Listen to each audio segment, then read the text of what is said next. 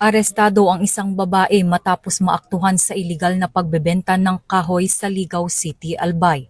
Ayon sa Regional Anti-Cybercrime Unit 5, nadiskubre ang iligal na aktibidad ng suspect sa pamamagitan ng cyber patrolling.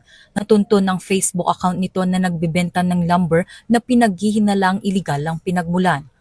Upang makumpirma ito, nakipagtransaksyon ang mga operatiba sa suspect hanggang sa magkasundo sa isang meet-up na naging dahilan upang ikasa ang isang entrapment operation.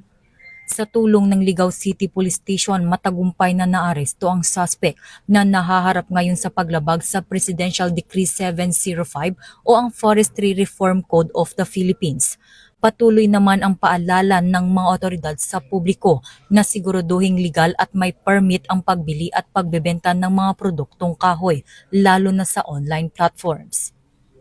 Mula dito sa Campo Crame, ako ang inyong PNN correspondent, Patrolwoman Mary Grace Artizuela, nagbabalita para sa Police News Network, alagad ng batas, tagataguyod ng Balitang Pulis.